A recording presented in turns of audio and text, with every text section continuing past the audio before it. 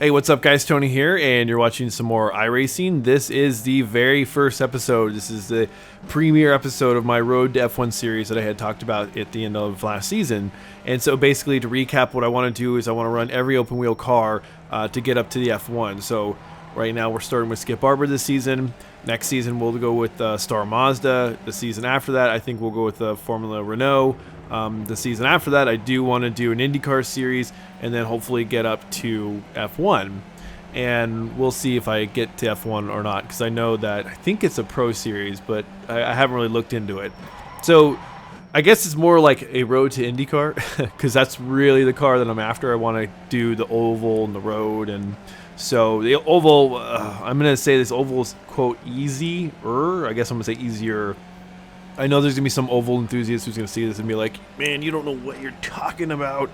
Oval's not easy. Well, I mean, it's a little easier than road in these cars. So anyways, now that I've offended all oval drivers, I'm going to carry on. So this is race number 1 of season 1, 2017, and also the first in this episode, or this series. And we are over here at Okayama. And it's a free track, of course. It's a track that generally brings a lot of people out because it's free. There's really no other way to put it.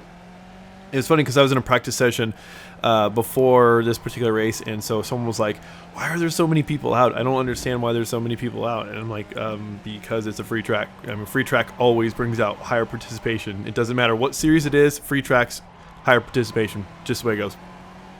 That being said, my last video that I posted last season, I did week 12 at Mid-Ohio, and I found out that I was pretty slow, and so I found that I was still pretty slow, and I think I'm going to be pretty slow for the most of the season.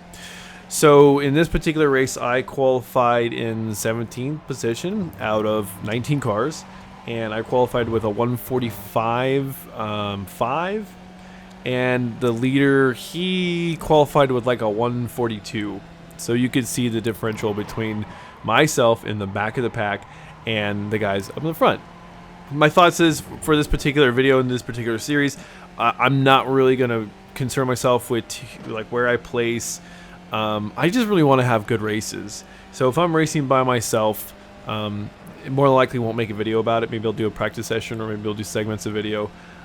But so far, this particular race ended up being really awesome.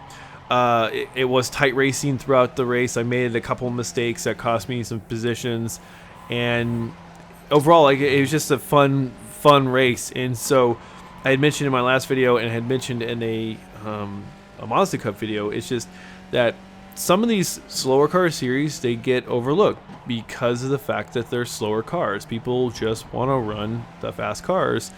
And so they just kind of look over these things. They're like, well, it's a Skip Barber, I don't want to run it. I'm going to run GT3, or I'm going to run IndyCar, or I'm going to run Star Mazda, or whatever. They always pick like the next level car up.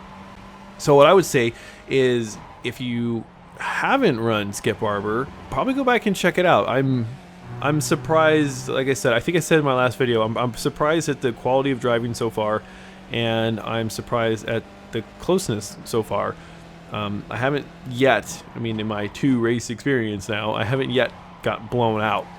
And which is, for this track, for me, it's good, because I'm not very good at this track. Like, basically turns 1, 2, and 4, and like 7, if I remember that correctly. But there's like 4 corners on this track that I'm just not very good at. And I've never been very good at. I just, I feel like turn 1 and 2, I finally got the hang of, but definitely the last corner, I think that's like turn 7. I just never know where to take it. And I race this track so infrequently that I just never have properly learned. And the other thing is that because this series, it's a specific number of laps, I have actually run these during my lunch break. So typically what happens is I've got a little bit of time to warm up, and that's the case of this race. I think I raced this on Wednesday, I want to say, of last week, and or this last week, since we're going in here, today's Monday. So I think I got about 15 minutes of practice in on that Wednesday, but I had practiced Monday and Tuesday beforehand, and it just took me about half maybe I don't know, a quarter of the race, half the race to get warmed up, because as the race goes on, you'll notice my lap times are going down. So where even though I qualified with the 1:45.5, I think I was running, I can't remember my best lap time, but I was in the mid 1:44, so I had picked up a whole second just by being a little bit warm. So I don't know.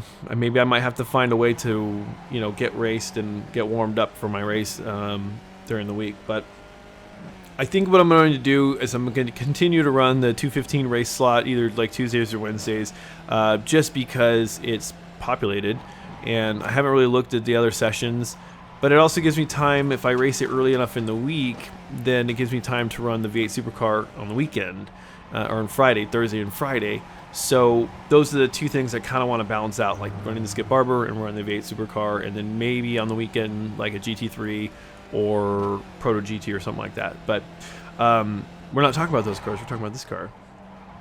So here's what I will say now with after this first race is, like I said before, it is closer racing, very close racing. I'm really excited for that. It's definitely one that gets the blood pressure up, and you perspire a little bit. Respectful racing, which I do like. I do have an incident where I had a little bit of a ghosted punt. The guy didn't give me much room. I apologize for it after the race, but he clearly, even though I'd gone in to force him wide, he snuck in and he didn't really give me much room, and there's really nowhere for me to go but kind of into his back wheel. And like I said, even though it was a ghosted contact, it was a 0x on my end, still was one of those that would be kind of nice to avoid in the future. As far as this track is concerned, I actually learned a lot because of the open wheel. I think being able to see the apexes and seeing your wheel hit the apexes helped me out a lot. That being said, tonight I actually had run a roof GT3 race. It's coincidentally enough, it's here, and I just couldn't hit any of my apexes, and so I stupidly got into a race and I just had a terrible experience there.